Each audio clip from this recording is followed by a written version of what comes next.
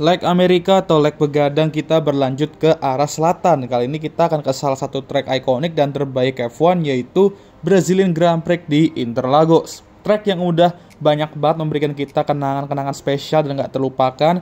Mengingat hari ini juga merupakan hari Rabu dan kalian tahu itu artinya apa ya? Yap, betul, saatnya kita bahas fakta-fakta mengenai GP Brazil di Interlagos.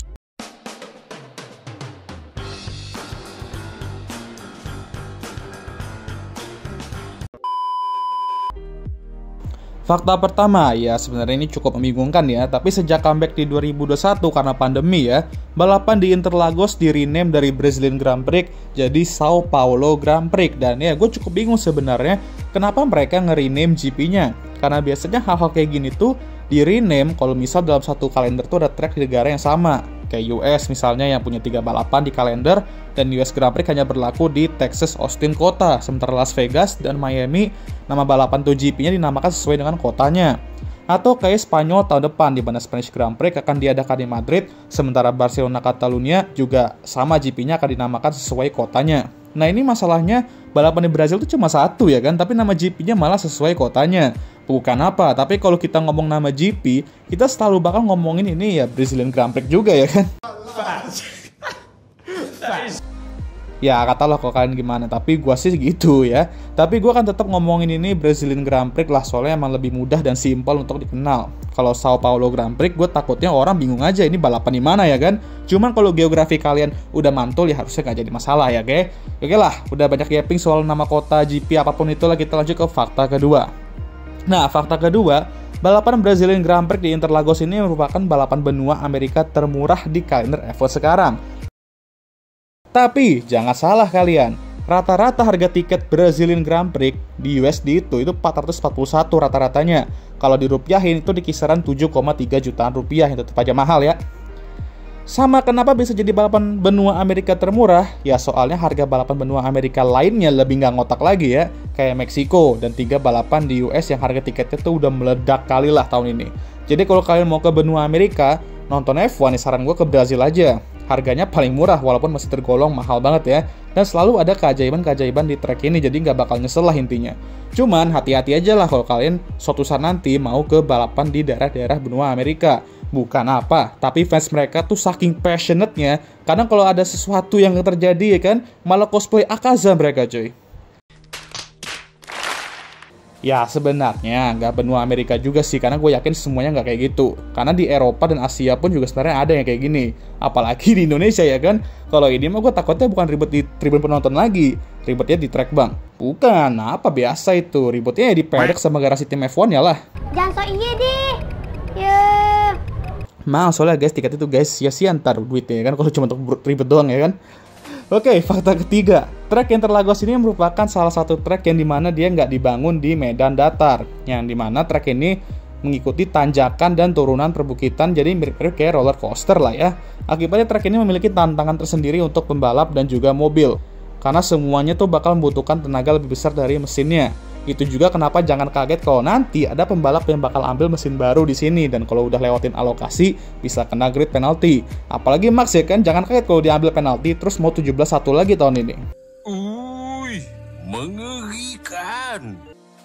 Oleh karena itu, balapan di sini bisa jadi berat bagi mobil dan menuntut fisik pembalap juga. Dan jangan lupa ya, ini sirkuit anti-clockwise, di mana G-force di track ini akan mendorong leher pembalap ke kanan, alih-alih ke kiri seperti di kebanyakan sirkuit dalam kalender F1 yang clockwise. Nah, biasanya track yang berbukit kayak Interlagos ini juga merupakan track yang bagus untuk balapan sepeda ya, yang biasanya diadakan di sirkuit ini, dan bisa juga bagi kalian yang hobi sepedaan ya, tapi males banget ya kan di jalan raya terus atau butuh suasana baru, ya gas lah kalian ke Interlagos.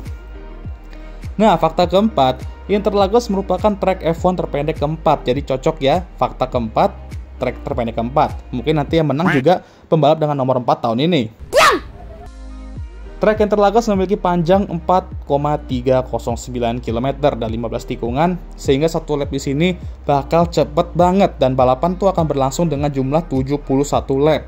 Trek ini juga memiliki beberapa tikungan ikonik seperti turn 1 dan 2 yang dinamakan Senna S, dan dilanjutkan dengan Curva do Sol atau artinya ya lengkungan matahari, yang merupakan turn 3 dengan belokan kiri berbentuk lingkaran dengan radius besar yang mengarah ke reta opposta yang merupakan lintasan lurus terpanjang tapi bukan yang tercepat juga sih ya. Lalu tikungan yang menurut gue bisa jadi penyebab banyaknya salip menyalip ialah Junshao di turn 12 yang nantinya akan menderek pembalap untuk naik bukit berupa lurusan panjang dengan sedikit tikungan yang nantinya akan menciptakan banyak salip menyalip menuju turn 1. Asli dah, mungkin makin kesini gue tuh ngerasa ya kalau Interlagos tuh kayaknya sih ya merupakan track favorit gue kedua di bawah Suzuka karena emang fun dan se-challenging itu track ini. I'm here to tell you right now, we don't care. Let me tell you, We don't care. Track pendek yang bisa menciptakan balapan menarik dan aksi-aksi memorable. Gua harap sih jangan sampai mereka pindah dari track ini, apalagi ada rumor soal mereka mau pindahin Brazilian Grand Prix ke Rio pas tahun 2020-an. Fakta kelima dan terakhir, ini merupakan fakta yang menurut gue paling exciting sebenarnya ya.